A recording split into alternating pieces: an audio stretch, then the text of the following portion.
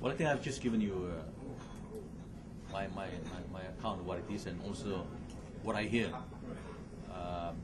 from NGOs like Transparency International. I said we are not denial. It's something that we have to accept that it exists here.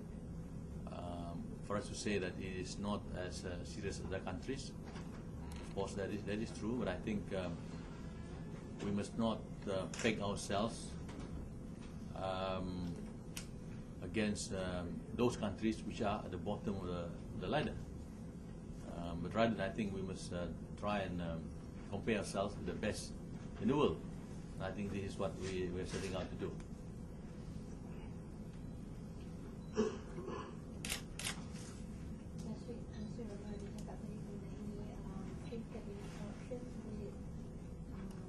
Yang mana? Clean cabinet. Well, that is a matter that has always been discussed. In fact, the outgoing Prime Minister has led the discussion that in cabinet, and I think this is how the MACC and all this come about.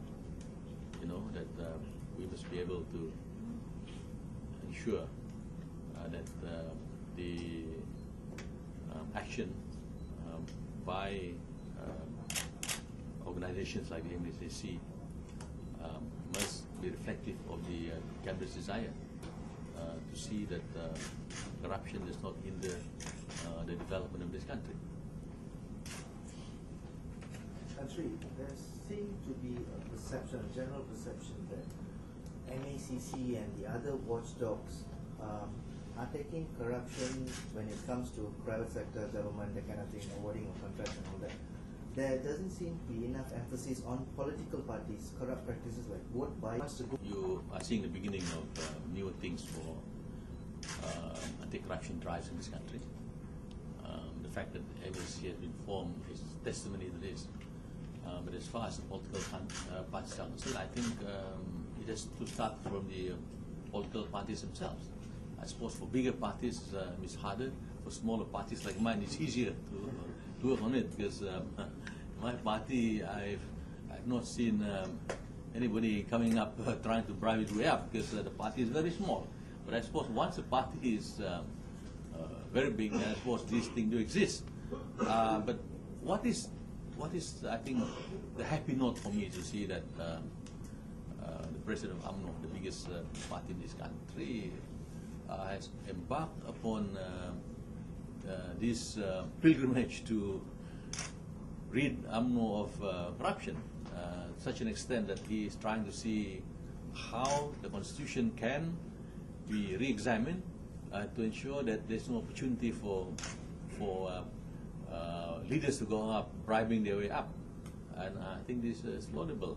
But the MACC, of course, is trading on very sensitive areas, and they can only be professional. They cannot, and I do not think that the MACC should make statements even if they before they investigate. They should not lend themselves to accusation that they are pro-government and anti-opposition, or anti-government and pro-opposition. It's just the professional line which should be adopted. So in other words, you feel MACC should not come out and make statements. What are your views on that? They should be professional. There are times when they have to make statements, but I think you cannot make statements at the drop of a hat. When instigated by opposition members or government members, you try and come out and make statement. I think you should not be needled into making a statement, which I think recently they were. To my mind, they were needed to make a statement. What about the perception that people have that MACC can put the small guys from high-ranking officials and ministers? Is that perception that people have? Well, I do not think that they are purposely only looking at the small guys. Even if let's just say, because if you remember there's still a cabinet minister in trial. You know, and the judiciary has not disposed of the case. You know, but I think that was the old ACA. Now it's a new MACC, and I think it's a bit early for us, in fact, to pass any judgment on whether the MACC is going to be effective or not, because I just started. By extension. The urgency is certainly there. In my speech, I've dealt with the leakages that comes out of the system through corruption. And at a time when the entire world economy is turning down, I think this must be the time to reform things. But it's not going to be easy, because if you look at what the companies in America have faced, the AIG, for instance, millions and millions of dollars given out to bonuses through the taxpayers.